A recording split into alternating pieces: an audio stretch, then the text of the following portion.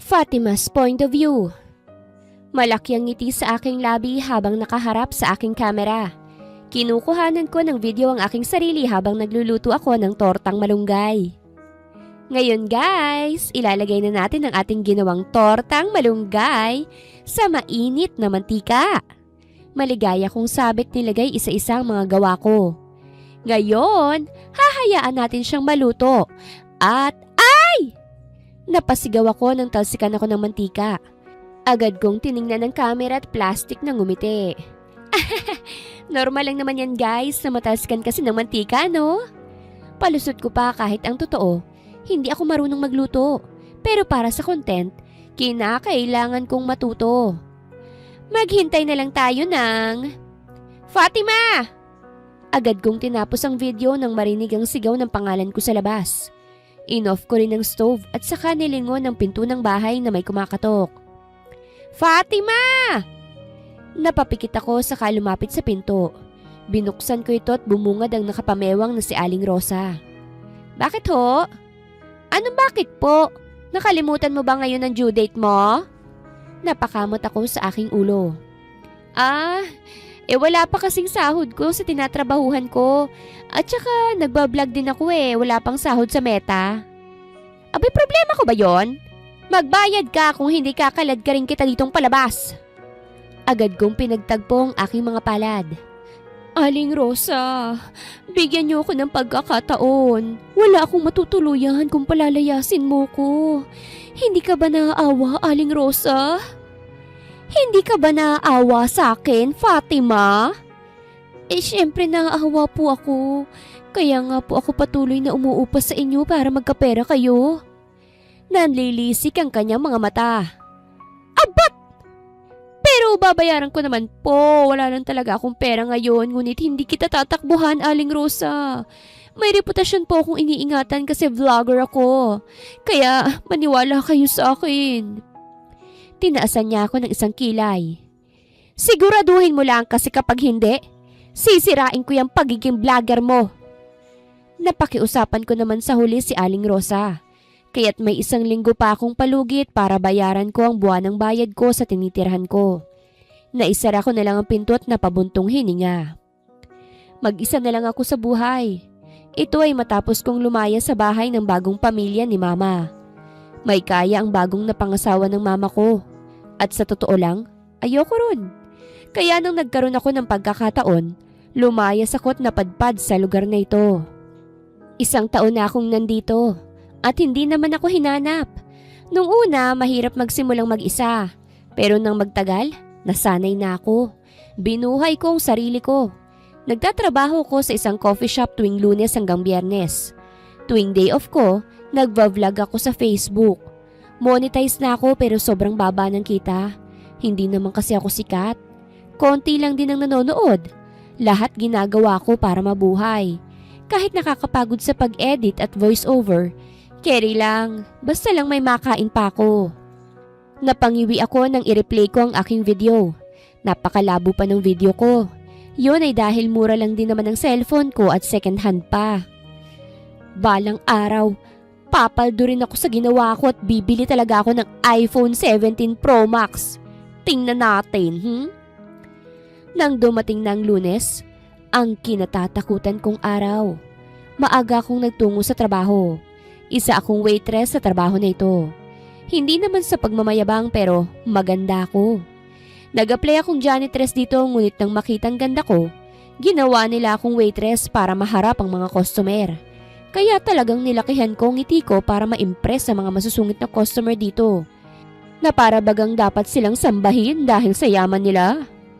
Hello ma'am, good morning. What's your order?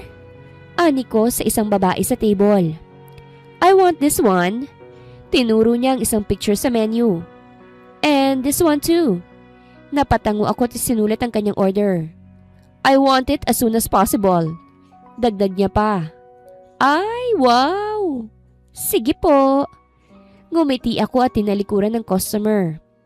Since bago pang bukas ang coffee shop, konti pa lang ang customer namin. Kaya't madali lang naman ang gusto ng babae. Good morning, sir. Bati ng isa kong kasamahan sa bagong pasok na customer. Lalaki ito na matangkad at naka-business attire. Gwapo siya at sobrang linis ng gupit pero nakasimangot. Mukhang umagang-umaga pa lang, bad trip na. Sir, good morning. What's your order? Tanong ng kasamahan ko sa lalaki. The usual. Sige po. Ordensyo! Napaigtad kami nang pumasok ang isang babae sa shop na may isinisigaw na pangalan at dumiretso sa lalaking bagong pasok kanina. Ordensyo, let's talk! I already told you, Chloe. I already have a girlfriend. No! Hindi ako maniniwala hanggat hindi mo pinapakita sa akin ang bagong babae mo. Napangiwi ako sa kanilingon lang ang counter. Nag-away ang dalawa sa shop at mukhang invested pa ang mga kasamahan ko. Nag-walk out din kalauna ng babae nang itinaboy siya ng lalaki. Si Mr. Urdencio Lim yan, CEO. Ex niya yung babae kanina. Sambit ng cashier sa akin. Palagi yan dito kaya alam ko.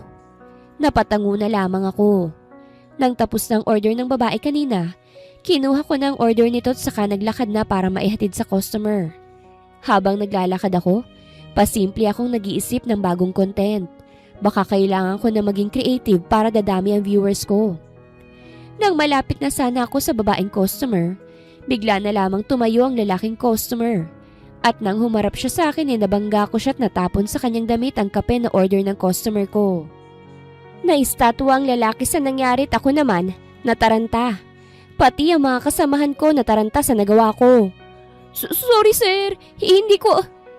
Umagang-umaga pinapainit mong ulo ko. Napasinghap ako't napaangat ng tingin sa kanya. Galit na ang kanyang gwapong muka. Hindi ko ho sinasadya, sir. Hindi mo sinasadya o masyado ka lang tanga. I have a meeting later and I don't have time to change. Agad lumapit sa amin ang manager ng coffee shop na ito. Mr. Lim, we're very sorry about what happened. Nilingon ako ng manager. Fatima, kumuha ka ng mop. Susunod na sana ako nang biglang magsalita muli ang lalaki. Your name is Fatima? Opo. Binalingan ng lalaki ang manager. Fire her, manager, or mawawalan kayo ng customer. Hindi pwede sa shop na ito ang tatanga-tanga. Umigting ang panga ng lalaki bago kami nilagpasan. Natulala na lamang ako sa nangyari at hindi nakapagsalita. Ibang naglinis sa kalat sa sahig. At hindi na ako nakafunction dahil sa nangyari. Pasensya na, Fatima. Anang manager ko nang mag-close na. Hindi ko kasi pwedeng baliwalain ang gusto ni Mr. Lim. Isa siya sa mga valid customer namin dito. At dahil sa kanya dumami ang customer sa shop na ito. Sana maintindihan mo kami. Nakagat ko ang ibabang labi ko. Pasensya na po. No, you don't have to say sorry. Alam ko naman na hindi mo naman yun sinasadya eh. Pero pasensya na rin talaga. Binigyan niya ako ng sobre. Ito ang last payment mo. Sana makahanap ka ng magandang trabaho. Sigurado naman akong may tatanggap pa sa iyo eh. Sobrang bigat ng puso ko nang umalis sa trabaho ko. Hindi mawala sa isip kong sinabi ng aroganteng lalaking yun. Dahil lang sa hindi sinasadyang pagkatapon ko ng kape sa damit niya, nawalan ako ng trabaho. Umusbong ang inis ko dahil napaka-arogante niya. Hindi niya naman ako kailangang ipatanggal sa trabaho eh. Hindi ko naman yun sinasadya. Sa katunayan napakababaw lang nun. Mayaman naman siya. Pero ako, kinakailangan kong maghirap muli at dahil yun sa kanya. Kailangan ko ang last payment ko sa pang-araw-araw na pagkain. Kaya't hinayaan ko na lamang ang sarili kong mapatalsik sa inuupahan ko. Naghanap na lang ako ng murang mapag-uupahan. At saka naghanap ng impormasyon sa lalaking yon. Gusto kong gumante. Yun na lang magagawa ko para sa sarili ko. Nang makahanap na ako ng mga litrato niya, nagsimula na rin akong gumawa ng script. Inedit ko pa ito para maging pangit ang kanyang gwapong mukha. Iha, ayos ka lang ba? Para kang nag-uurasyon dyan. Napalingon ako sa landlady ng bagong inuupahan ko. Napatingin ako sa sitwasyon ko at parang ganun nga. Kandila kasi ang ilaw ko kahit may ilaw naman. Trip ko lang po. Ani ko, huwag po kayong mag-alala. Hindi po ako nag-uurasyon. Baka may kinukulam ka na riyan ha? Anang landlady bago ako nilubayan. Wala akong kinukulam, pero may sisiraan ako. Kaya ako nandito kasi tapos na ang pag-i-edit ko ng videos and pictures tungkol sa lalaking yon. At ang gagawin ko na lang ay magvo-voice over. Matapos kong gumawa ng script, nagsimula na ako. Ordencio Lim, CEO, iniwan ng nobya dahil sa maliit nitong patotoy? Totoo nga kaya? Halos matawa ako sa sariling sinabi ngunit pinigilan ko. Kilala si Ordencio Lim bilang pinakabatang CEO sa Lim Corporation. Sa edad na 27, marami na siyang na-achieve sa kanyang buhay. Ngunit meron siyang hindi na-achieve na nagresulta ng hiwalayan ng kanyang nobya. At iyon ay ang maliit na kanyang patotoy. Pinutol ko muna ang pag-voice over ko dahil tawang-tawa ko. Alam ko naman na hindi ito mapapansin kapag ipopost ko na. Ilan lang naman ang followers ko. Pero kahit ganun gusto ko lang makaganti sa lalaking yon. Kahit alam kong wala lang itong epekto sa kanya, nagpatuloy pa rin ako. Totoo nga kaya na maliit siya? Sabi-sabi, katulad lang ng patotoy niya ang kanyang pasensya. Sobrang iksi kasi. Masama rin ang ugali nito dahil nagtatanggal siya ng tao sa trabaho kapag bad trip siya. Kaya siguro walang nagtatagal na babae sa kanya. Kasi masama ang ugali, maliit pang patotoy. Swerte na lamang siya na may gwapo siyang mukha kasi kung hindi, naku kawawa naman siya. Natapos ang pag-voice over ko at gumaan ang aking puso. Kahit papano'y nabawasan ang inis ko sa lalaking yon dahil nailabas ko sa pag-voice over ang galit ko. Tinapos kong edit ko at pinost sa aking social media. Hindi ko naman iniisip na may titingin doon. Kaya ang ma-upload yon ay para lamang sa sarili ko. Kaso kinabukasan, isang araw pa lang matapos ma-upload yun ay parang sumabog ang aking cellphone dahil sa notifications. Hindi ko inaasahan na ang gawa-gawa kong video sa lalaking yun ay maraming manonood. Gulat na gulat ako't natulala. Umabot ba naman ng 1 million views at napakaraming reaksyon? Ang dami ring comments na halo-halo. Pero wala akong pakialam doon dahil ang tiningnan ko, ang kita ko sa video na yon. Diyos mio! Pumaldo! Nagningning ang aking mga mata nang makita ang mga dolyar sa aking dashboard. May silbi rin palang lalaking yun? Hindi ako makatulog dahil sa nangyari sa account ko. Dumagsa bigla ang mga followers ko. Hindi ko akalaing ganun pala kabigatin ng lalaking yun para pagtuunan ng pansin ng video ko. Pumera pa ako ng dolyar dahil sa kanya.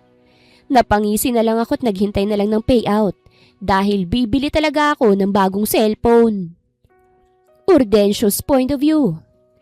Naitapon ko ang aking cellphone sa dingding at nabasag to matapos mapanood ang video tungkol sa akin. Nataranta ang sekretarya ko sa aking ginawa at pinulot ang cellphone ko. Nagtangis ang aking bagang at napaupo. Kaya pala napakaraming tawag mula sa media. Kasi may tarantadong sumisira sa akin at nag-viral pa. Anak, totoo bang nasa video na yon? Hiniwalayan ka ng girlfriend mo dahil sa... Naniniwala ka talaga dun, mama? Na-stress na ako. Hindi ako makapaniwala na maraming naniniwala ron. Mukhang ginagalit ako ng uploader. Sino naman ang maglalakas loob na siraan ng pangalan ko? At maliit? Loko. Tumawag ako ng isa sa mga tauhan ko. Anong gagawin mo, anak? Umigting ang aking panga. Ipapahanap kong may-ari ng video na yan at pagbabayaran niya ang paninirang puri na ito.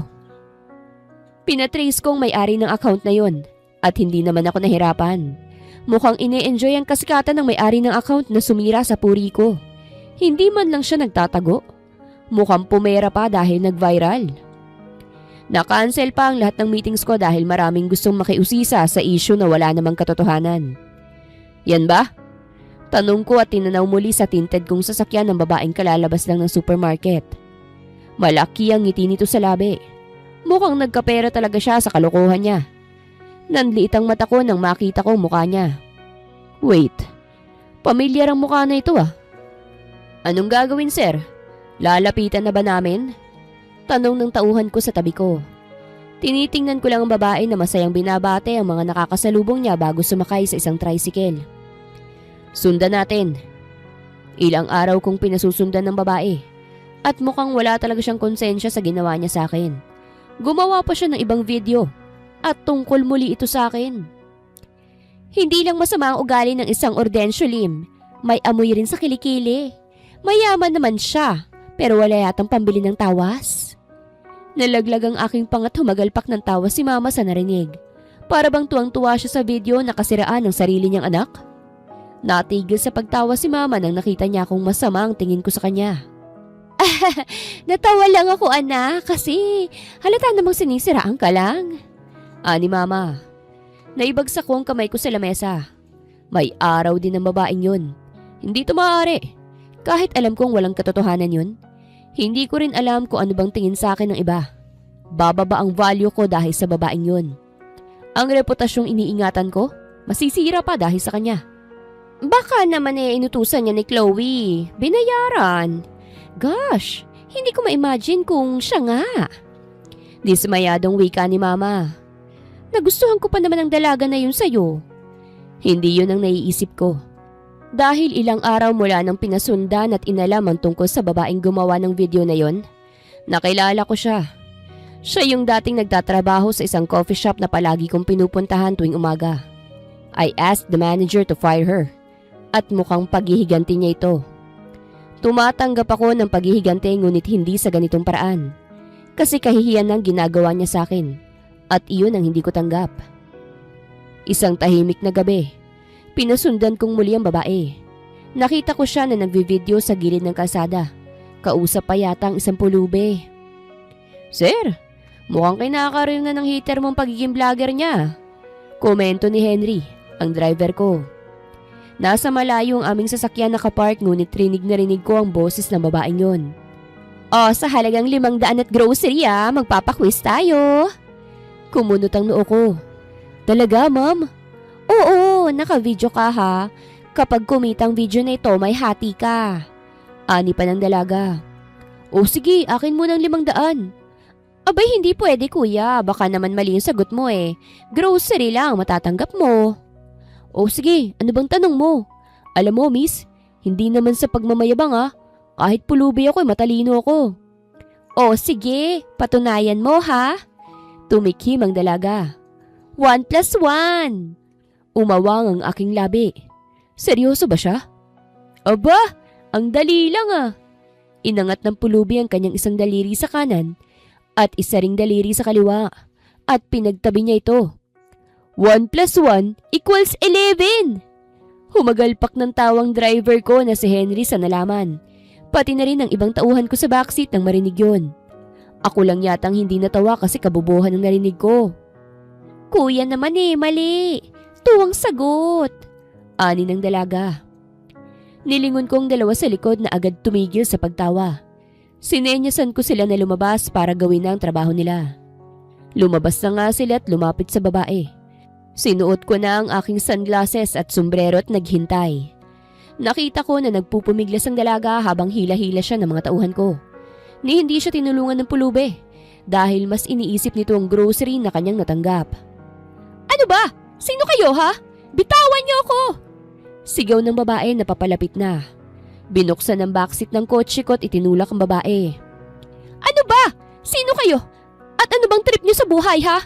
Naghahanap buhay lang ang tao Hindi ko mapigilan ng lingunin siya at ibinaba ang aking sunglasses.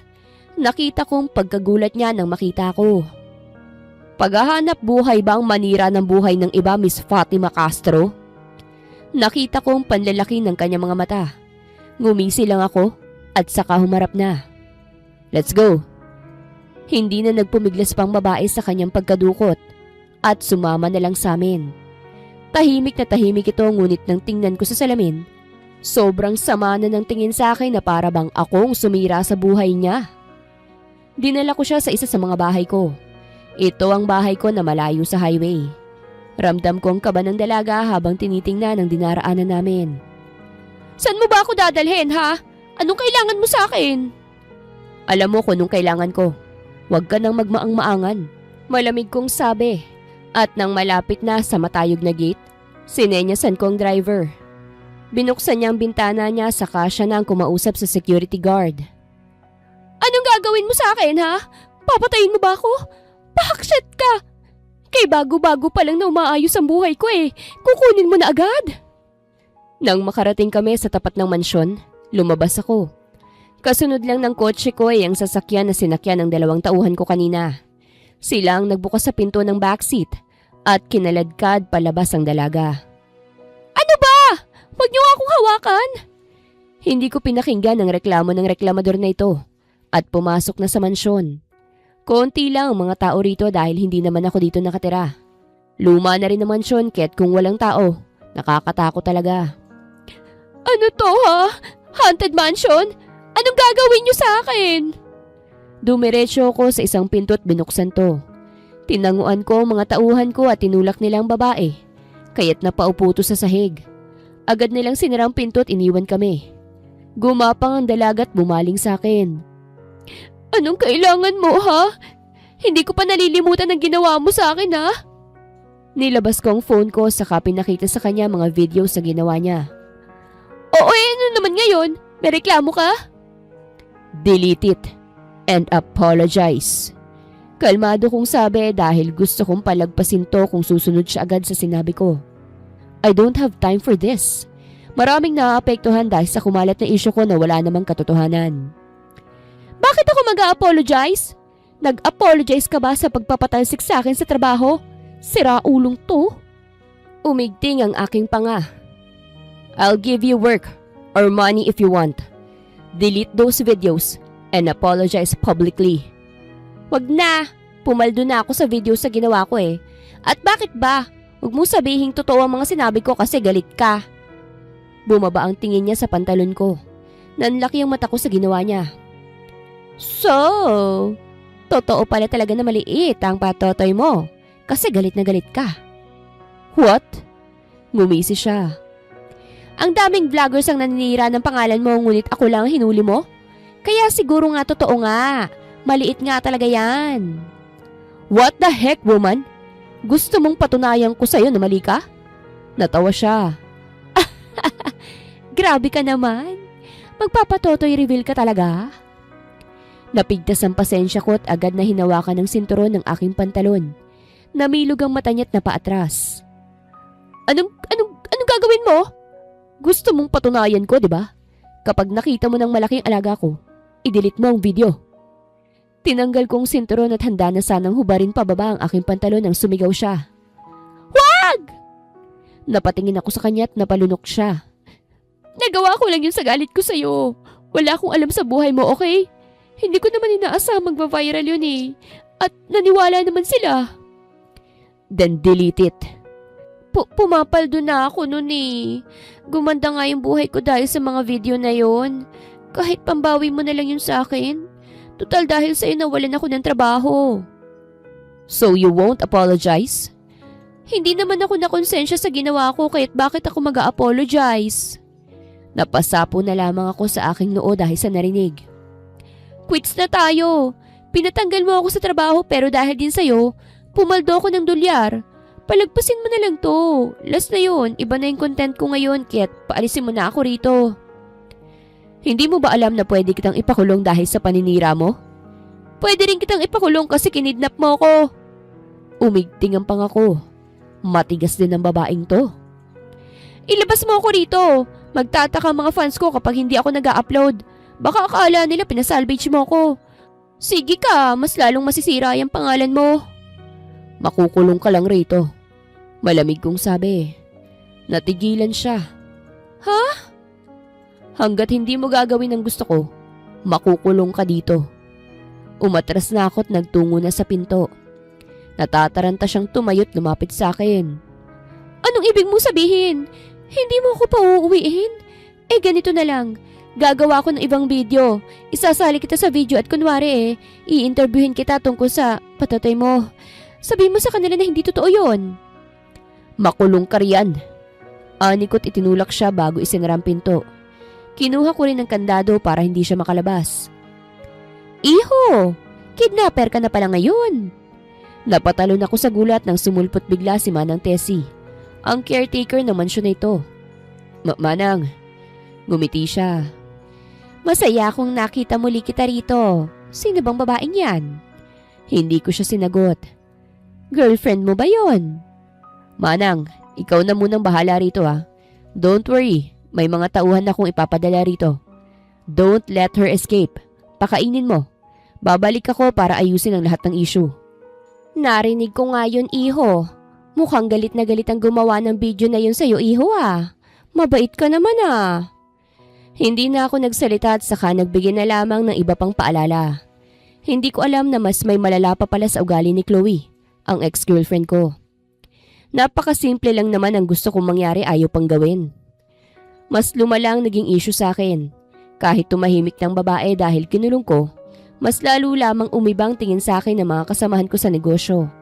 May iba pang pinagtatawanan ako na parabang paniwalang paniwala sila sa video na yon. I can't believe this, anak. Mukhang nagiging advantage na ito ng mga negosyanteng may galit sa'yo, anak ah. Dahil sa mga videos na yon, gamit na gamit ito ng mga may galit sa'yo. Kumuyom ang kamao ko. Anong gagawin ko sa babaeng yun? Kahit ipadilit pa ang video, hindi na mawawala yun dahil may nakapag-download na. We must find that girl, iho. Ani mama. Dapat gawan natin to ng paraan. Baka tuluyan kang masira, iho. I really don't know what to do. Ngayon lang yata ako naging bobo. Pwede namang ipakulong ang babaeng yun pero ayoko rin namang tuluyang masira ang buhay niya. Dahil sa akin. Kaya nga binibigyan ko siya ng pagkakataon. Ngunit matigas ang babaeng yun. Hindi mo ba kilalang babaeng yun, iho? We can ask for help. Marami naman tayong tauhan para ipatrak ang babaeng yon. Nilingon ko si mama. I know her, mama. Hindi ko alam kung ito bang tamang hakbang para tumahimik ang isyu ko. Personal na galit ang dahilan kaya't na-post yon. Personal din ang atake. Kaya't baka gagana kung yun nga. Kilala mo? Don't tell me. She's my ex-girlfriend bago pa naging kami ni Chloe. Pagsisinungaling ko. Parang nagkaroon ng pag-asa si mama. Ayun naman pala eh. She's your ex-girlfriend. We can do something about it. I'll marry her, mama. Para mawala ng issue nito. Ginawa niya yun dahil sa galit sa akin kaya't I'll try to marry her. Hindi ko pa nakikilala yung ex mo na yan pero magandang ideya yon. That way, maaaring tumahimik ang issue kasi asawa mong sumira sa'yo. Hindi ko alam kung magandang ideya ito. At mas lalong hindi ako sigurado kung papayag bang babaeng yon. Pero hindi naman siguro masama kung susubukan. Kailangan kong isalbang reputasyon ko bago pa mahuli ang lahat. Fatima's point of view. 1 linggo kong ikinulong sa walang kakulay-kulay na kwarto na ito. Hindi na rin naman ako nagreklamo dahil masarap naman palagi ang ulam at aircon pa ang kwarto. Mas maganda pang buhay ko rito kahit nakakulong kesa sa labas. Nga lang, baka namiss na ako ng mga nag-aabang ng vlog ko. Hindi ko akalaing huhulihin talaga ako ni Ordencio Lim na yun dahil sa mga videos na yun. Gusto niyang ipadelete at mag-apologize ako publicly. Bakit ko gagawin yun? Di ako naman ang masisira. Paldong-paldo na nga ako eh. Dapat hinayaan niya na lang ako dahil sinira niya rin naman ang hanap buhay ko. Sobrang bait na mga nagpapakain sa akin. Kahit estranghera ako, chinichika ako ni Manang Tessie. Nung una hindi ko siya kinakausap kasi baka maldita siya. Pero nang matanggal ang pustiso niya sa harapan ko, napatawa niya ako. Hanggang kailan po ba ako rito, Manang Tessie? Baka miss na ako ng mga nag-aabang ng videos ko. Ani ko. Bakit mo kasi ginawan si Orden ng video? Kasi Manang tarantado rin yung lalaki yun eh. Nawalan ako ng trabaho dahil sa kanya. Natapunan lang naman ang damit niya ng kape. Hindi ko yun sadya ah. Hindi rin ako natatanggap sa mga ina-applyan ko kaya't baka may kinalaman din siya doon. At saka hindi ko naman akalain na magva-viral ang video na yun, Manang. Kaya hindi talaga sadya ang nangyari. Napabuntong hininga si Manang. Mabait naman niyang si Orden. Yaya niya ako nung bata pa siya, iha. Gawin mo na lang ang gusto niya at pakakawalan ka niya rito. Aba, walang problema kung habang buhay ako rito, Manang. Aircon ang kwarto ko. May tagahatid pa ng pagkain ko. Hindi ko gagawin ang gusto niya. Bahala siya. Hindi mo talaga gagawin? Hindi. Hindi ko natapos ang aking sasabihin nang dumating ang lalaki. Napatayo ako dahil may kasama siyang pare. Iho, bakit may dala kang pare? Magpapablessing ka ba? Napalunok ako dahil nasa akin ang tingin niya. Kalaunan ay lumapit siya at hinawakan ako sa braso. Napasinghap ako.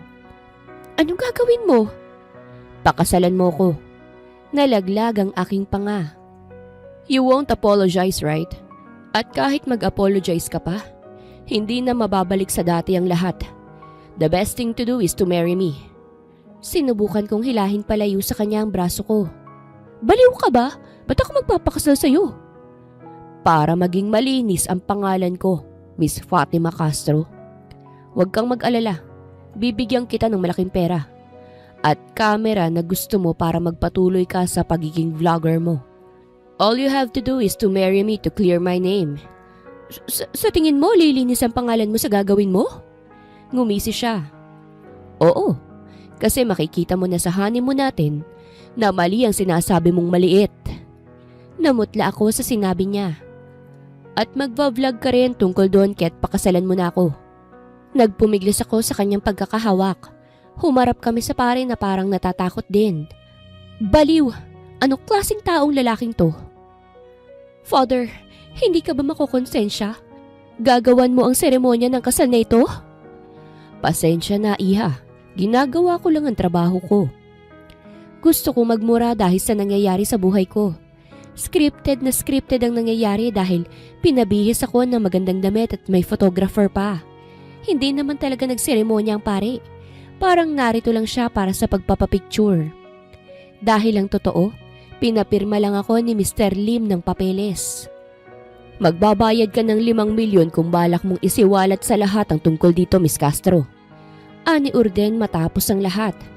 Hindi ko akalain na totoong kasal na ako. At sa lalaki pang ito. Nang ipinakita sa akin ng litrato, parang totoo talaga na masaya ako sa kasal namin. Good job! Anya sa photographer. Ibigay mo yan sa journalist.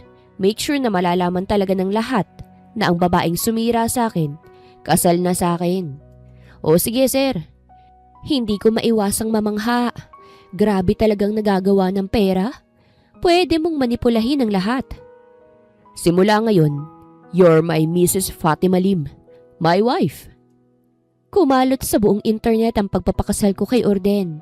Dahil sa nangyari, nag-conclude ang mga tao sa internet na ginawa ko lang ang mga video patungkol sa binatang CEO dahil sa nag-away kami. Noong unang expose ko sa publiko kasama si Urden, isang reporter ang agad na lumapit sa akin. So, hindi totoong maliit, Miss Fatima? Namula ang buong mukha ko sa tanong at agad akong nag-iwas ng tingin. Buisit? Gusto ko ng kasikatan ngunit hindi sa ganitong paraan. Sa isang iglap, asawa na ako ng isa sa mga pinakamayaman at successful na negosyante sa Pilipinas. Welcome, iho! Iha! Ilang ang aking nararamdaman na makipagbeso ang ina ni Urden sa akin. Nandito kami sa isa sa mga bahay nila kung saan nakatira ang kanyang ina. Hello po. Napasulyap ako kay Urden at tumango lamang siya. Hindi ko akalain na magandang dilagang pinakasalan ng anak ko. Hinawakan niya ang aking kamay. Alam mo, iha, natatawa talaga ako sa mga videos na ginawa mo tungkol sa anak ko. Ha? Naiintindihan ko yun dahil ex-girlfriend ka niya. Naiintindihan ko na galit ka lang. Ho? Hindi ako ex. Hindi ako galit sa'yo, iha. Sa katunayan ngayon, masaya ako dahil kasal ng anak ko. Bukod sa luminis ang pangalan ng anak ko, may asawa na rin siya. Hindi ko magawang isingit ang gusto kong sabihin dahil maraming sinasabi ang ina ni Urden. Sana mabigyan niyo ako ng apo ha. May tiwala naman akong babalik ang feelings niyo sa isa't isa. Hindi ko na ipagtanggol ang aking sarili dahil sa paniniwala ng ina ni Urden. Konklusyon ko, mukhang iyon ang paniniwala niya na gawa-gawa ni Urden. Siguro, mas mabuti na lamang yun na maniwala siya na mag-ex kami. Kesa sa malamang hindi talaga kami magkakilala. Marami ang komento sa mga videos ko nang kumalat ang balita na ikinasal ako kay Urdencio Lim. Ang iba masaya, ang iba naman nagalit dahil gumawa ako ng video para siraan ang aking sariling asawa. Hindi ko raw deserve si Urdencio. Hindi muna ako nag-content dahil nag-a-adjust pa ako sa bagong buhay na meron ako. Hindi naman malupit ang ina ng napangasawa ko, kaya hindi mahirap ang buhay ko. Kaso nga lang, may totoong ex talaga si Urdencio Lim. Kaya nang isinama ko ng asawa ko sa kumpanya para magpanggap na sweet kaming mag-asawa, sumugod ang babaeng nakita ko sa shop noon. Ordensyo! Agad humigpit ang aking hawak sa braso ni Orden nang dumating ang babae. Sa likod niya, security guard to na mukhang nalusutan niya. Anong ibig sabihin nito? You're married? Hindi pa matagal mula nang maghiwalay tayo tapos kasal ka na agad? Sorry sir, nagpupumilit kasi si ma'am na pumasok eh. I'm married, Chloe. You're just being unfair. Bumaling ang galit na mata ni Chloe sa akin. And you? Sa tingin mo hindi ka magagaya sa akin? I remember, ikaw ang sumira sa pangalan ni Ordensyo at ngayon nagpapakasarap ka sa tabi niya? Ginawa ko lang yun sa galit ko kay Ordensyo. Bago ka, may Fatima Castro sa buhay niya. Anikot idinikit ang sarili kay Orden. Ngayon, mag-asawa na kami. Tanggapin mo na lang ang katotohanan at huwag mo nang guluhin ang aming buhay. You think I'll believe you? Nauto mo man ng iba, ngunit ako, hindi. This is impossible. Bakit naman papatulan ang isang kagaya mo? You look so cheap at mukhang napulot lang sa daan base sa mga videos mo. Napigtas ni Chloe ang aking pasensya kaya tinanggal ko ang aking kamay kay Orden na naalarma na. Cheap? Lumapit ako sa kanya. Hindi mo ba alam na mas cheap ang sumugod dito? Mas cheap ang taong nagpupumilit pa rin sa taong kasal na? Bakit te? May bala ka bang maging kabit? Disgusting! Sa pananalita mo pa lang, sobrang cheap na. Very cheap talaga. Kaya shut your mouth or I will chop it until you can't talk anymore. This cheap girl you're talking about married your beloved ex. Get over it. Kita ko ang gigil niya at tiningnan si Orden. I can't believe you, Ordensyo. I'll find a way. Alam kong walang katotohanan ang relasyon yung dalawa. Wala pang 3 buwan mula nang hiniwalayan mo ko. Hahanapan ko kayo ng butas. At ikaw? Dinuro niya pa ako. Babalik ka sa kung saang kanal ka nang galing. Tumalikod na siya at nag-walk out. Sinundan naman siya ng 2 security guard. Doon lang ako nakahinga ng maluwag at binalingan si Ordensyo. Grabe, may war freak ka palang ex? Hindi na siya nagsalita. Napasapo ako sa aking noo. Sigurado akong tototohanin niyang sinabi niya. Hahanapan niya ng butas ang meron sa ating dalawa. Kaya't Orden, kahit mahirap to sa ating dalawa, kailangan nating maging sweet. Eto na lang pambawi ko sa'yo para wala siyang mahanap na butas. Para makamove on na talaga yung ex mo. Hindi ko alam kung anong pumasok sa isip ko para tulungan si Ordensyo Lim. Siguro ngayon pumasok na sa sistema ko ang konsensya. Ang konsensya na muntik nang sumira sa buhay ng binata. Kaya hanggat maaari, ayokong masira pa ito dahil lang sa peking relasyon namin. Magandang araw mga viewers! Ang kwentong ito ay hatid ng Love Series TV. Salamat sa pakikinig! Kaya naman binuksan ko ang aking camera at gagawa ako ng content. Yun ay patungkol sa buhay kong kasama si Orden. Maging sweet ka sa akin sa camera. Ani ko kay Orden. Para tuluyan na talagang luminis ang iyong pangalan. Does it look so scripted? Paano maniniwala ang mga viewers kung hindi scripted? Wala naman talaga tayong relasyon. Baka maghinala pa sila. Kailangan natin ng script o kahit instructions. Buti sana kung totoong nagmamahalan tayo. Hindi na kailangan ng script. Pero para to sa mga taong hanggang ngayon, denial pa rin sa katotohanan gaya ng ex mo. Para rin naman to sa'yo, okay? Pambawi ko sa nagawa ko. Natigilan siya. So, nakokonsensya ka na? Konti lang. Nagtagal ang kanyang titig sa akin. Huwag mo nga akong titigan ng ganyan.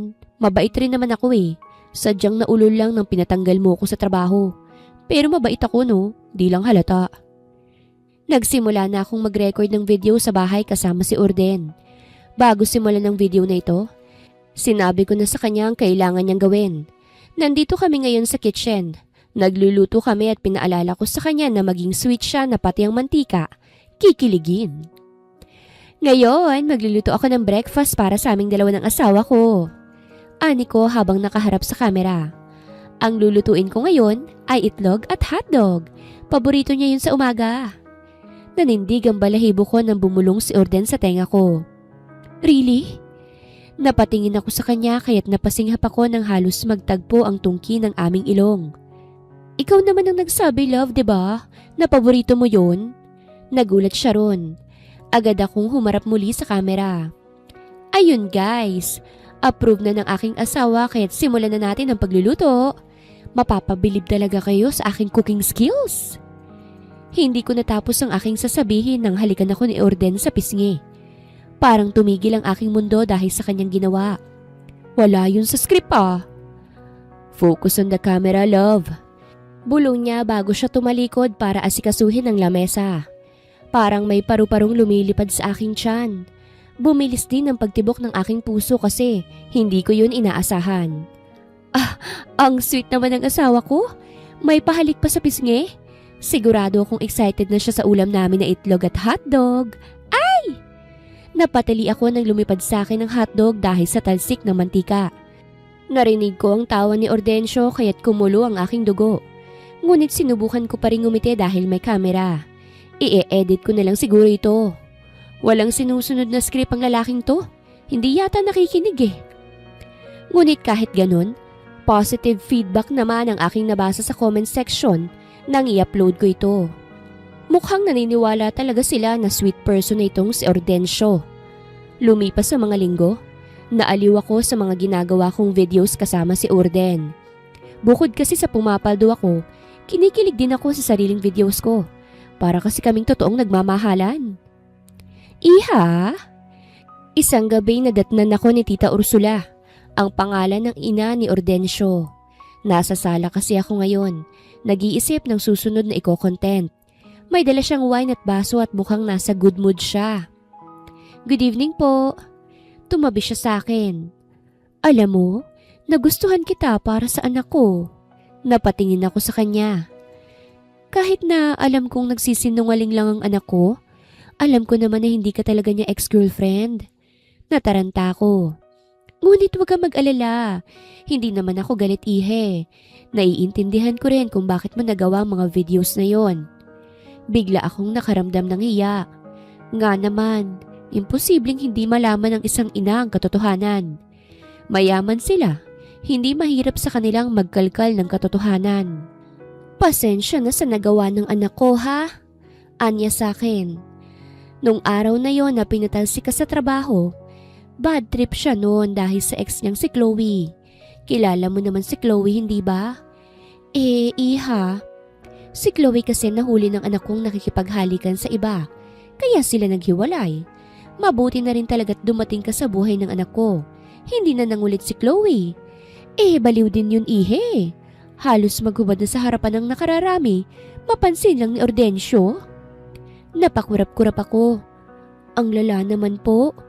Oo, hindi na kasi pinapansin ng anak ko mula nang mahuli. Kaya kung saan-saan na lamang niya pinahihiya ang anak ko. Hinawakan niyang kamay ko. Wala akong pakialam sa nagawa mo dati. Ngunit hindi kita pipigilan kung iibig ka sa anak ko. Nakita mo naman, di ba? Ang alin po? Napatunayan ba niya na hindi totoo ang sinabi mo? Namula ang buong mukha ko. Humagikik siya. Naku, huwag kang magreklamo O ito, dalhin mo ito sa anak ko. Sobrang busy at sa kwarto pa talaga nagtrabaho. Tinapik niya ang aking balikat. May basbas ka na agad sa akin, iha. Kaya sana naman matulungan mo kung matupad ang wish ko. Ano po bang wish mo? Na magkaroon ng maraming apo. Pulang-pula ang aking mukha nang iwan ko si Tita Ursula doon. Dala ko ngayon ng wine at wine glass habang papatungo sa kwarto ni Ordencio. Hindi kami iisa ng kwarto kaya't first time kong pumasok sa kwarto niya. Ordencio? Napalingon siya sa akin. Bakit? Lumapit ako't nilapag ang wine sa lamesa niya. Bigay ng mama mo, inumin mo raw kasi napaka-workaholic mo. Kumunot ang kanyang noo. Ha? Natigilan ako dahil sa kanyang mukha. Napagtanto ko na gwapo nga talaga siya. Wala. Inumin mo na lang. Aalis na ako. Pasensya na sa istorbo ha. Tumalikod na ako para sana lumabas. Kaso'y napaigtad ako nang biglang sumarang pinto ng malakas. Kaya't nagtaka ko. Nilapitan ko ito't sinubukang buksan kaso hindi mabuksan. What's wrong? Tumayo na si Orden at lumapit. Bigla na lang nagsara at hindi na mabuksan. Kumunot ang noo niya at sinubukang buksan kaso ayaw talaga. Nakaramdam ako ng kaba. Hindi naman pwedeng manatili ako rito. Kinuha ni Orden ang kanyang cellphone at may tinawagan. Mama! Naghintay lamang ako habang pasimpleng nakikinig sa kanyang sinasabi sa kanyang katawag. What? Humina ang boses ni Orden at napatingin sa akin. What do you mean, Mama? Mukhang binabaan siya ni tita ng tawag dahil inis ang nakita ko sa kanyang mukha. Ayos ka lang? Tanong ko. Nakalakang pinto, mukhang bukas pa mabubuksan. Anya ngunit nasa wine ang kanyang tingin. Napatingin din ako ron. Ganun ba? O edi mag-inuman na lang tayo. Nagulat ako nang harangan niya ako. Bakit? Hindi tayo magiinom. Ha? Sayang naman, bigayan ng mama mo. Mukhang masarap naman yan ah. Hindi pwede, Fatima. Natigilan ako. Mukhang seryoso nga talaga siya. Ang seryoso mo naman? Ano namang gagawin ko rito? Nakalak. Sulitin ko na lang ang gabi ko rito. Mukhang masarap yung wine. Gusto mo bang lalabas kang hindi na virgin? Napasinghap ako sa kanyang tanong. Napasapon naman siya sa kanyang noo at nakita kong simulang pamumula ng kanyang leeg. May nilagay si mama sa wine. She wants us to make love para magkaroon siya ng apo. Natahimik ako. Nagulat sa kanyang sinabi. Ayokong kunin ang iniingatan mo dahil lang sa gusto ng mama ko. Alam natin parehas na hindi ito totoo. You don't have feelings for me. Ganon din ako. Gusto kong ibigay mo ang una mo sa lalaking mahal mo. Natouch naman ako ron. Hindi ko yun inaasahan sa kanya. Hanggang kailan ba ako kasal sa'yo? Matitiis mo ba na wala kang hahawakang babae? Napatingin siya sa akin. Ha? Wala akong pakialam kung sinong makauna sa akin. Seryoso kong sabi.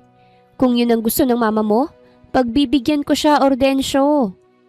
Lumapit ako sa wine at kinuha ito. Hindi siya makagalaw sa kanyang kinatatayuan at pinanonood lamang ako. At saka mahilig akong maglasing. Etong wine na to, mild lang to. Batak akong maglasing lalo na kapag may problema ako. Panigurado namang hindi gagana kung ano man ang inilagay ng mama mo. Nagsalin ako sa wine glass at gumisi sa kanya. Inom tayo. Hihintayin ko na lamang mag-umaga. Fatima, hindi na niya ako napigilan nang ininom ko ang nasa baso. Napapikit pa ako dahil mukhang branded ang wine na ito. Mamahalin. Ang sarap. Ayaw mo? Pinanood niya lamang ako. Napaupo ako sa upuan na inuupuan niya kanina. Para sa'yo pa naman to pero ako pa yatang umiinom. Ilang ulit akong nagsalin at uminom ngunit ang asawa ko nananatili lamang nakatingin sa akin. Binabantayan pa yata ang posible kong gawin. Ayaw mo talaga? Wala naman sigurong nilagay ang mama mo rito. Wala naman akong nararamdamang kakaiba. Anikot nagpapaypay sa sarili. Hindi ka ba nagpapaon ng aircon mo? Medyo mainit ah. Doon na siya nataranta. Lumapit siya sa akin at inagaw ang wine glass ko. Tama na yan. Ang yaman-yaman mo tapos wala kang aircon. Ang init! Ani ko. Gusto ko tuloy hubarin ang damit ko sa sobrang init. Paki-on mo nga yung aircon. Naka-on ng aircon, Fatima. Natigilan ako. Talaga? Umigting ang kanyang pangat, nagulat ako nang siyang umubos sa wine na iniinom ko. May nilagay talaga ang mama mo? Narinig ko ang pagmumura niya. Para rin akong nadala ng ilusyon kasi umiikot ang paningin ko at nagbago ang paningin ko sa harapan. Bago pa man mapasukan ang sarili ko ng malalaswang pag-iisip, hinawakan ni Ordensyong magkabilang balikat ko. Kung may mangyari sa ating dalawa, hindi ka naman magsisisi, di ba? Bakit ako magsisisi? Asawa naman kita. Dumilim ang kanyang tingin sa akin at bago pa man ako makapagsalita, siniil niya ako ng halik sa labi. Parang nagamot ang init sa aking katawan dahil sa kanyang ginawa. Otomatikong nailagay ko ang aking mga kamay sa kanyang batok at sinuklian ang kanyang halik. Hindi pa ako kailanman nagkaroon ng boyfriend. Ngunit hindi rin naman ako ignorante sa ganitong bagay. Hindi ako mapapahiya sa labanan ng dila dahil nanonood ako ng mga palabas sa maraming halikan.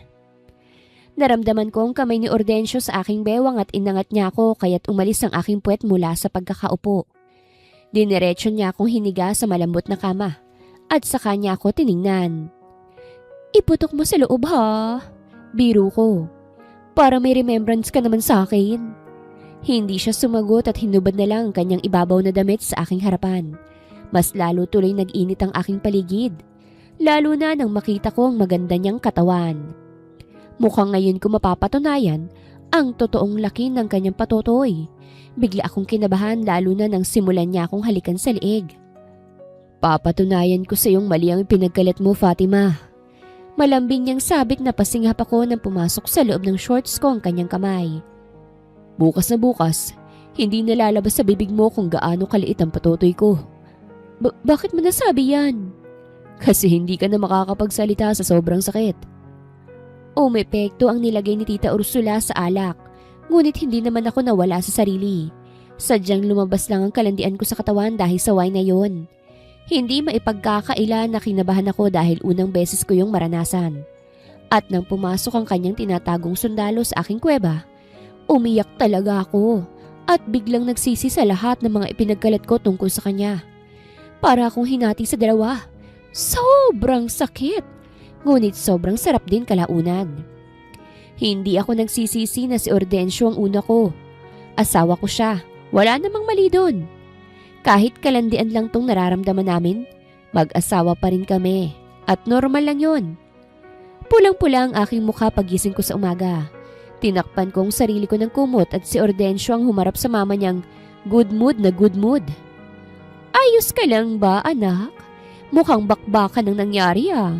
Ang dami mong kalmot sa braso, anak. Uminit ang pisngi ko sa narinig at napapikit.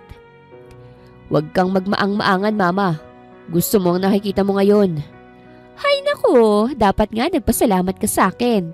Kasi kung hindi dahil sa akin, wala ka pa rin hanggang ngayon. Huwag kang ganyan sa mama mo, anak. Ano? Kamusta ang asawa mo? Gising na ba o masyado mong pinagod? Naku, sana naman makalakad pa ha. Aalis pa naman tayo sa susunod na linggo. Saan tayo pupunta, mama? Uuwi ang tita mo galing United States. Susunduin natin sila sa airport and you guys are coming with me. Nanatili akong nakapikit. Ayokong makaharap muna si Ordencio. Nahihiya ako eh. Ngunit hindi naman pwedeng habang buhay akong higa rito. Kailangan ko ring bumangon. I know you're awake. Bumangon ka na. Hinatiran kita ng pagkain. Nagmulat ako sa kainalis ang pagkakatakip sa aking sarili. Nakasuot na siya ng pang-ibaba ngunit wala pa rin siyang damit sa pang-itaas. Good morning. Bati niya pa. Good morning. Bumangon ako paupo. Kinuha niya ang bed table at inilagay sa harapan ko, pati na rin ang tray ng pagkain. Kumain ka na. Alam kong gutom ka. Nakagat kong ibabang labi ko. Ano? Hindi mo ba kayang kumain? Susubuan kita. Pinigilan ko siya bago siya lumapit sa akin. Kaya ko. Ngumisi siya. Good. Just tell me kung hindi mo kaya. Susubuan kita. Kung hindi ka rin makakalakad, kaya ko maglakad. Natawa siya. Alright. Kaya mong maglakad. Napapikit ako para itago ang pagkainis. Siguro naman ay paika-ika ako ngayon kasi parang nagtatago pa yata ang lalaking to ng basuka. Buti na kaya ko kagabi. Pansin ko ang pagkamasiyahin ni Ordencio. Ganun siguro kapag nakatikim na. Sumasaya sila't umaamo. Samantalang ako nagtitiis sa hapde. Apaka-unfair. Napansin ko rin na naging sweet siya sa akin. Kung asukal kami, kanina pa kami nilanggam. Napaka-supportive din ng mama ni Ordencio kasi siya naman talagang may plano sa ganito. Mukhang gustong-gusto na talaga niyang magkaapo. Paano kung hindi ako mabuntis, tita? Tanong ko sa kanya. Lumipas sa mga araw nang itanong ko yun sa kanya. Sumama kasi ako sa kanya sa mall dahil mamimili kami ng mga groceries. Ito ay para sa paghahanda sa pag-uwi ng kanyang kapatid mula sa States. Kasama rin namin ang ibang katulong ngunit naghiwa-hiwalay kami para mapadali. Di uulit. Kaya nga mag-isa lang yan si Ordencio bilang anak ko dahil matagal bago kami nabiyayaan ng namayapa kong asawa. Anya sa akin.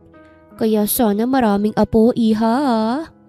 Yumakap si tita sa aking braso habang tulak ko ang cart. Wala sa sariling napangiti ako. Ganito kami ka-close ni mama dati nung hindi pa siya nag-aasawa. Palagi kaming gumagala. Masaya kami nung kaming dalawa lang. Ngunit umibig si mama. Sa lalaking may kaya, pero masama ang ugali.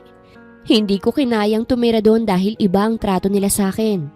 May anak ang napangasawa ni mama. 2 malditang babae na parabang katulong nila ako. Masaya po ko, tita. Sambit ko bigla. Napatingin siya sa akin. Bakit? Para kasing nagkaroon muli ako ng ina dahil sa inyo. Salamat po at mabait ka sa akin. Ano ka ba? Siyempre asawa ka ng anak ko. Anak na rin kita kaya't huwag mong isipin yan. Nagpatuloy kami sa pagpili ni tita ng mga groceries. Para kaming mag-ina kung magturuan ng mga dapat bilhin. Masaya ako sa puder nila at parang ang hirap na ring umalis. Tutungo na sana kami sa cashier nang may tumawag sa pangalan ko. Fatima! Sabay namin itong nilingon ni tita. Umawang labi ko sa aking nakita. Nakita kong nagmadali siyang lumapit sa akin at niyakap ako. Ikaw nga! Nang kumala siya sa yakap, pinasadahan niya ako ng tingin. Totoo nga! Totoo ngang sinabi ng dalaga. Napakaganda na ng buhay mo, anak. Anong ginagawa mo rito, mama? Siya ang ina mo, Fatima?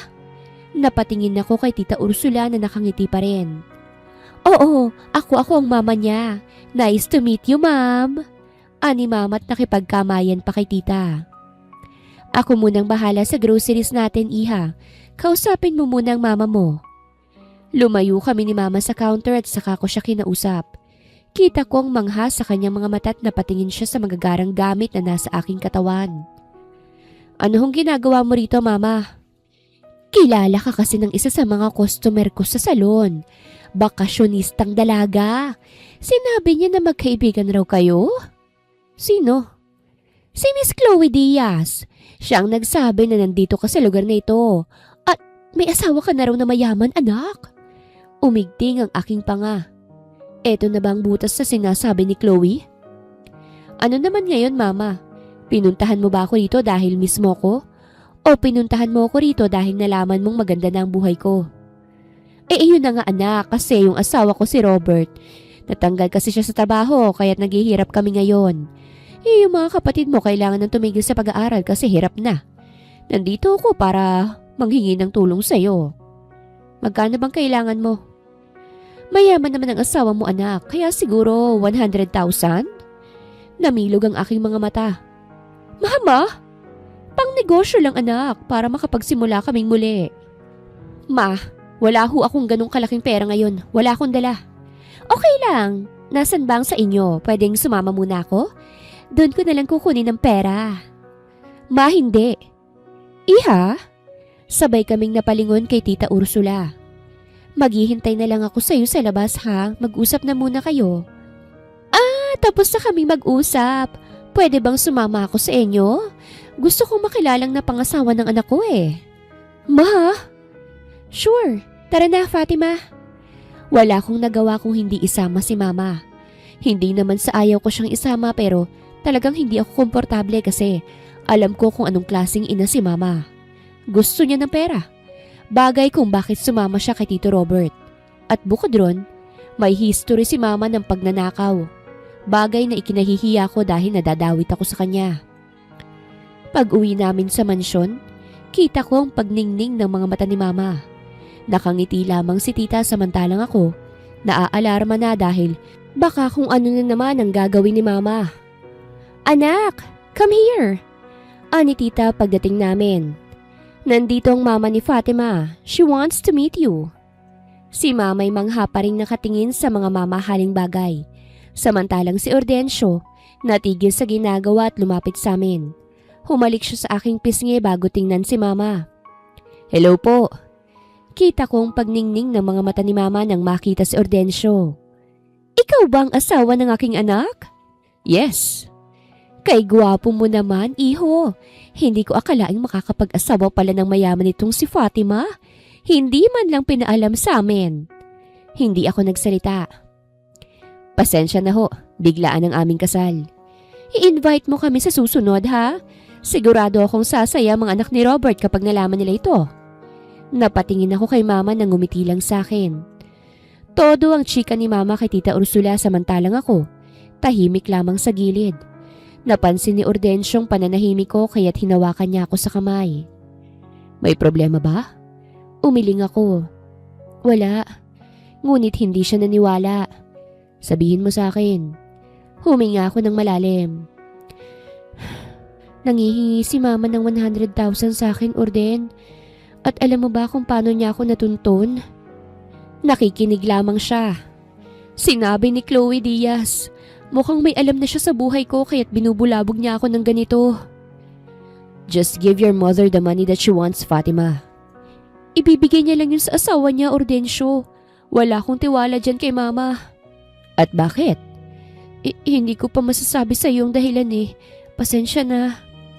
It's fine. Just tell me if you're ready, Fatima. At niyakap niya ako. Binigyan ko ng 100,000 si mama bago siya umuwi. Kahit nabigyan ko na siya, hindi pa rin ako mapapanatag. Parang anumang oras babalik siya at manghihingi ulit. At hindi nga ako nagkamali. Nang kinuha namin ang kapatid ni tita sa airport at kumain kami sa restaurant, naroroon siya. Ngunit may kasama na siya. Kasama niya sila Daniela at Gabriela. Anong ginagawa niyo rito? Hindi ko na napigilan. Napatingin na rin sila tita sa aking reaksyon. Kumakain kami't masayang nag-uusap nang bigla silang sumulpot. Pasensya na anak. Gusto ko kasing makita ng mga kapatid mo. At sumama kami sa isang kakilala. Yung kaibigan mo, si Chloe. Chloe? Si Ordensyo. Oo, iho. Sumakay kami sa kotse niya. Hindi mo ba kami pakakainin, Fatima? Ani Daniel at nagtaas pa ng kilay. Napatingin tuloy ako kila tita. Hindi sila nagsalita pero alam ko na iba na ang kanyang pakiramdam. Pasensya na po, kakausapin ko lang sila. Kinuha ko ang kamay ni mama at hinila silang palabas ng restaurant. Ano ba, anak? Napakadamot mo? Gusto lang kumain ng mga kapatid mo eh. Ma, hindi ba kayo nahihiya? May bisita sila tita. Kinakahiya mo ba kami? Ani Gabriela. Umangat ka lang sa buhay, kinalimutan mo na kami? Hindi ko kayo kinakahiya. Ang akin lang. Afford mo naman sigurong pakainin kami sa ganitong lugar, di ba? Pakainin mo kami kasi kung hindi, papupuntahin namin si Papa rito. Nanlamig ako.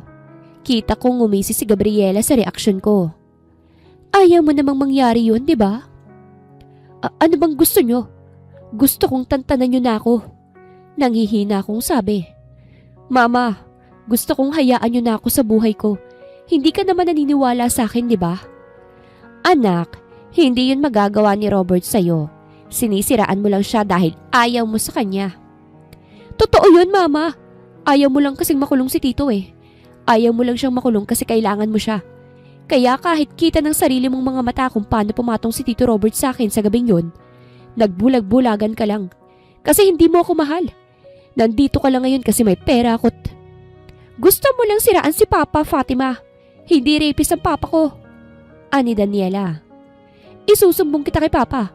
Kapag nalaman niya na inuungkat mo na naman ang issue na ito, mas magiging miserable ang buhay mo. Hindi ka niya tatantanan hanggang sa mabaliw ka. Ganun ba? Sabay kaming napalingon sa bagong nagsalita. Namutla ako nang nakita ko si Ordensyo. Narinig niya ba ang lahat? Iho! Lumapit si Ordensyo sa akin at hinila ako patungo sa kanya. Niyakap niya ako kaya't nangilid ang luha sa aking mga mata. Maaari pa bang ipakulong ang muntik ng bumaboy sa'yo, Fatima? Namilog ang matakot na pasinghap sila mama. Bakit mo naman gagawin yun, iho? Matagal na yon. Ani mama. At mali ang paratang ni Fatima. Gagawin ko yon para sa asawa ko. Hindi ko akalain na may ganun palang nangyayari sa buhay niya. Anong klaseng ina kayo para mas kampihan ang asawa mo kesa sa sarili mong anak? Hindi nakapagsalita si mama. Ganon din sila Daniela at Gabriela. Nasaan si Chloe? Napaigtad ang magkapatid sa tanong ni Ordensyo. Sabi niya maghihintay siya sa parking lot malapit lang dito. Binitawan ako ni Ordensyo at bigla siyang umalis. Bumilis ang paghinga ng dalawa. Ipapakulong ko si Tito Robert. Namilog ang mata ni Mama at agad akong hinawakan sa kamay. Hindi na kami manggugulo sa'yo anak. Hahayaan na kita. Huwag mong gagawin yan. Tiningnan ko si mama. Bakit ka natatakot, mama? May magagawa pa ba si Tito kapag nasa kulungan na siya? At kayo? Tiningnan ko ang dalawa. Talagang pagtatakpan niyo ang sariling ama niyo? Wala ba siyang ginawa sa inyo, ha? Anak, siya lang ang meron kami. Ani mama. Kapag nakulong siya, paano na kami? Si Robert lang ang inaasahan namin. Bakit ba ayaw mong palagpasin na lang? Hindi ka naman tuluyang na-rape pa. Malamig ko lang na tiningnan si mama. Maya-maya'y isang sigaw ang narinig namin. Kinakaladkad na pala ng tauhan ni Ordensyo ang nag-iinarteng si Chloe. Ano ba? Don't touch me! Binitawan ng mga lalaki si Chloe at si Ordensyo naman nasa likod. Umawa ang labi ni Chloe nang ako ang nabungaran niya. Fatima! Sinampal ko siya ng malakas na halos nabuwal siya. Hindi siya makapaniwalang tiningnan ako. What's wrong with you? Masaya ka ba na may nakuha ka ng butas sa akin, Miss Chloe? Napatingin si Chloe kila mama at sa magkapatid. Nagpapasalamat ako sa iyo kasi ikaw ang dahilan kung bakit makukulong na si Robert. Hinarap ko sila mama. Hindi ako ang dapat na sinisisi niyo kapag nahuli si Robert kung hindi siya. Tinuro ko si Chloe. Kung hindi dahil sa kanya, patuloy pa rin sanang tahimik ang inyong buhay. What do you mean, ha? Pamilya mo sila, di ba? Pamilya mong gold digger? Sapat na yun na butas para iwan ka ni Ordensyo. Sino bang nagpakaladkad sa'yo rito? Di ba si Ordensyo? Paano niya ako iiwan? Tanga ka ba? Tiningnan ni Chloe si Ordensyo at agad itong nilapitan. Ordensyo, marami akong nalaman tungkol sa babaeng yan. Siguradong magbabago ang tingin ni tita sa kanya kapag nalaman niya na ang pamilya ng babaeng yan mukhang mga pera. Yung nanay niya, may history ng pagnanakaw. At yung asawa naman yan, sugarol. At nasangkot na rin sa krimen dati. Kaya, hindi ka na dapat nangengialam pa rito, Chloe. Kahit anong gawin mo, hindi mo mababago ang isip ko. Kaya umalis ka na at tigilan na ito. I can't believe you, Ordensyo. I'm actually helping you. Sigurado akong binibilog ng babaeng yan. Ang ulo mo. Shut up, Chloe. Tama na. Tumigil ka na. Napatingin na sa amin ang ibang dumaraan. Nasa labas kami ng restaurant at gumagawa kami ng eksena. Ako itong nahihiya. Anak, palagpasin na lang namin to. Ang babae kasi na yan ang dahilan kung bakit kami nandito eh. Wala naman akong balak na guluhin pa ang buhay mo. Naghihirap lang kami at naiinggit sa buhay mo ngayon. Please anak, huwag mo namang ipakulong si Roberto. Hindi ko pinakinggan si mama at saka nilagpasan siya. Hindi ako matatahimik. Lumayas ako sa bahay na yon para makatakas sa trauma na ibinigay sa akin ng stepfather ko. Pilit kong kalimutan yon at sa totoo lang, nakalimutan ko yun. Bumalik lang ngayong nabanggit sila. Saan ka pupunta, Fatima? Sinundan ako ni Ordensyo. Hinarap ko siya. Pasensya na. Ikaw na munang bahalang magpaliwanag kay tita. Aalis ako. Saan ka pupunta? Pupuntahan ko si Robert. Gusto kong matapos na to, Ordensyo. Pasensya na kung nadamay kayo sa gulo ng pamilya namin, ha. Hinawakan niyang kamay ko. Sasamahan kita. Hindi kita iiwan, Fatima. Ipapakulong natin ang umargabyado sa'yo. Aalma pa sana ako kaso inanahan niya na ako. Wala akong nagawa kung hindi ang payagan siya. Naiiyak ako sa totoo lang. Wala na akong balak balikan ng nakaraan ko. Pilit ko yung sinikreto dahil kahit papano mahal ko si mama. Alam kong naiipit lang siya sa sitwasyon.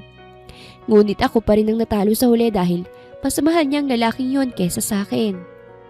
Nagtawag din naman ng backup si Ordensyo. Gusto kong aminin ni Robert ang ginawa niya sa akin noon. Gusto kong aminin niya para may ebidensya ko. Malayo ang biyahe patungong probinsya. Nakatulog pa nga ako sa biyahe at nang magising ako, dumating na kami. Hindi ko alam kung saan ang bahay eh. Pasensya na, hinintay na lamang kitang magising. Umayos ako ng upot na patingin sa bintana. Malapit nang gumabi. Ayos lang, diretso lang, malapit na tayo. Hindi naman malayo ang bahay ni Robert galing sa lungsod kaya't madali lang ding nakapasok ang sasakyan. Nadatnan ko siya sa labas, mag-isang umiinom. Dito ka lang, Ordensyo. Hindi, sasamahan kita. Gusto ko siyang harapin mag-isa. Ani ko sabay tingin sa kanya. Gusto kong aminin niya mismo sa harapan ko bago siya hulihin. Gusto ko na may ebidensya ako, Ordensyo. Tumango siya at hinalikan ako sa noo bago ko hinayaang lumabas. Kumunot ang noo ni Robert nang mag-angat siya ng tingin. Ngunit nang makita ko, natigilan siya't napatayo. Fatima! Tumigil ako sa paglalakad. Fatima! Ikaw ba yan? Humagalpak siya sa tawa. Ikaw nga! Kumusta? Yaman mo na! Umigting ang aking panga. Naglalasing ako ngayon kasi wala ritong mag-iina ko eh. Kinuha mo ba, Fatima? Hindi ko sila kinuha. Eh kung ganun, nasan sila? Bakit hindi bumalik? Sinabi ko lang naman na puntahan ka't manghingi muli. Pasensya na ah. Nagastos ko sa sugal ang bigay mong 100,000 eh. Nag-away pa nga kami ng mama mo dahil gusto niya raw iabono sa negosyo niya na parlor. Kumuyom ang kamao ko. Lumapit siya sa akin at nanindig ang aking balahibo nang hawakan niya ang aking balikat. Para akong nandiri. Naalala kong muli ang ginawa niya sa akin dati. Alam mo, Fatima, alam kong galit ka sa akin. Pero sana kalimutan mo na yun ha. Hindi naman natuloy eh. Ang dinig ko eh, kasal ka na. Sobrang swerte naman ang naasawa mo. Nahawakan ng isang katulad mo. Naalala ko tuloy mga panahong sinisilipan kita habang naliligo. At nung nagapang kita sa kwarto. Sayang, dumating pang mama mo. Namuo ang galit sa aking puso dahil sa narinig. Hayop ka!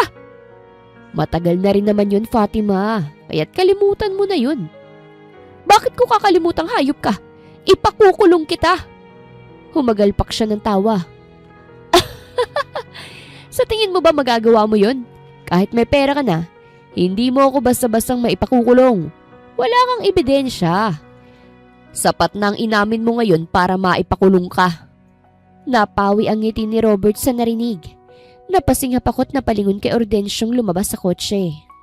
Sino ka? Napaatras si Robert. Ako? Ako ang asawa niya. Nagulat ako nang tumakbo si Robert palayo sa amin. Yun pala, may pulis pala't hinuli si Robert na nagpupumiglas. Wala akong kasalanan! Bitawan niyo ako! Hayop ka, Fatima! Walang hiya ka talaga! Bitawan mo ako! Mas hayop ka! Akala mo ako lang ang biktima mo? Sarili mong anak muntik mo na rin gahasain kaya't mabubulok ka sa kulungan.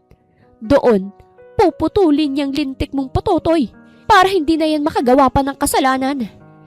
Napaupo na lamang ako nang tuluyan na nilang hulihin si Robert. Para akong nawala ng tinik sa dibdib. Yung takot na matagal ko nang dinadala, nawala to na parang bula. Kasi may lakas ng loob na akong ipahuli siya. Nag-squat si Ordensyo sa aking harapan at saka niyakap ako. Napapikit ako at niyakap siyang pabalik kasabay ng pagtulo ng aking luha. Nagsidatingan ng ibang kaso ni Robert nang ipinahuli ko siya. Nagsilabasan din ng ibang nabiktima niya kaya't makukulong talaga siya. Nanatili lamang ako sa tabi ni Ordensyo habang inaasikaso ang lahat. Ani Ordensyo, pinatuloy muna si Mama at ang anak ni Robert sa bahay para doon muna magpahinga. Hiyang-hiya na ako sa pangyayari. Parang wala akong magandang naidudulot sa kanila. Hiyang-hiya na ako. Orden, uuwi ako. Hindi pwedeng manatili sila Mama roon. It's okay. Naiintindihan ni Mama. Ngunit, I love you, Fatima. Namilog ang aking mga mata sa sinabi niya. I love you. And I cared for you. Ganun na rin sa pamilya mo. If you do this alone, parang wala lang ako, Fatima. Kaya't nandito ako sa'yo kasi asawa mo ko. Bakit mo ko mahal? Wala akong ginawang mabuti sa'yo. Marami kang ginawang mabuti sa akin. Kinuha niya ang aking nanginginig na mga kamay at inilagay sa kanyang dibdib. Pinaibig mo ko. Pinakalma mo ang galit kong puso, Fatima. Kaya kung balak mo kong hiwalayan, pagbabayarin kita ng ilang milyon. Wala naman akong pambayad. Nanliit ang aking mga mata at hinawakan ako sa baba. So, plano mo kong hiwalayan? Hiyang-hiya kasi ako sa iyo eh. Walang nakakahiya, Fatima. Mahal kita. Yun ang mahalaga. Magwawala talaga ako kapag hiniwalayan mo ko. Gagawin mo yon? Oo. Tapos araw-araw kitang bibusitin. Hindi ako titigil hanggat hindi magbabagong desisyon mo. Kaya wag mo nang balakin, Fatima. Kahit binigyan na ako ng assurance ni Ordencio, nanghingi pa rin ako ng pasensya kay Tita Ursula sa bisita niya. Hindi naman nagalit si tita at pinakain pa ng masarap na pagkain sila mama at ang magkapatid. Huwag kang mag-sorry, Fatima. Mabuting at nasa kulungan ng muntik na gumahasa sa'yo. Walang lugar sa mundong ito ang ganyang klase ng tao. Tiningnan ko si mama na hindi makatingin sa akin. Kumirot ang aking puso. Pasensya na, anak. Hindi ko siya maipakulong noon eh. Naniniwala naman ako sadyang wala lang akong lakas para gawin yun, lalo na't hindi mo na kailangang magpaliwanag. Pagputol ko sa kanya. Ang mahalaga, nasa kulungan na siya. Yun lang ang mahalaga sa akin. Hindi ko alam kung paano niyo nasikmurang makasama siya araw-araw. Pero siguro naman, kahit hindi niyo aminin, magiging payapa na mga buhay niyo. Patawarin mo ko, anak. Patawad. Emosyonal na paghingi ng tawad ni mama. Napakawalang kwenta kong ina. Nakagat kong ibabang labi ko sa kanilapitan siya. Agad ko siyang niyakap at tuluyan na siyang bumigay sa akin. Pareho lang naman kami ni mama. Naghahanap ng pagmamahal sa amin. Kaya nang dumating si Robert, nabulag si mama kasi akala niya mahal na mahal siya. Gusto rin ni mama ng masarap na buhay. Kasi nung kaming dalawa lang, hindi namin nararanasan yun. Kaya't naiintindihan ko siya. Ayoko sanang tumanggap ng tulong mula sa mga lim. Ngunit kailangan yun nila mama at ng mga anak ni Robert para makapagsimulang muli. Nangako ako kay Ordencio na babayaran ko siya pero hindi niya naman ako pinakinggan. Ordencio, ayos na Fatima, huwag kang mag-alala. Napaluha ako sa kabutihan niya at ng pamilya niya. Hindi nila ako hinusgahan kung hindi mas minahal nila ako. Ano bang meron at deserve ko ba talaga ito? Nakakainis ka! Hindi ko na napigilan. Alam mo ba yun? Natawa si Ordencio. Bakit naman? Tiningnan ko siya. Mahal kita, Ordencio. Mahal na mahal. Umawang ang kanyang labi dahil sa pag-amin ko. Totoo bang sinabi mo? Tumango ako. Oo. Napapikit ako sa yakap niya at nang kumalas, pinagtagpo niya ang aming mga noo. Masaya akong marinig yan mula sa iyo, Fatima. Sobrang saya. Bumaba ang tingin niya sa aking labi. Hindi ko na hinintay ang kanyang paglapit. Ako na mismo ang tumingkayad at inabot ang kanyang labi para mahalikan ito. Napakaganda ng kwento ng aming relasyon ni Ordencio. Pangit man ang simula namin, ngunit natapos to na may magandang wakas. Sa loob ng aming relasyon bilang mag-asawa, nabigyan ko ng 3 anak si Ordencio. Puro pa nga mga lalaki, kaya tuwang-tuwa si Tita Ursula. Taon-taon akong nagbubuntis at hindi ako kailanman nagrereklamo dahil gusto kong tuparin ang gusto nila. Ang maraming lahi mula sa amin. At dahil mahal ko si Ordencio, lahat ng gusto niya binibigay ko. Kasi siya ang pinakamagandang regalo na naibigay ng Panginoon sa akin. Kaya naging makulay ang buhay ko. Wakas!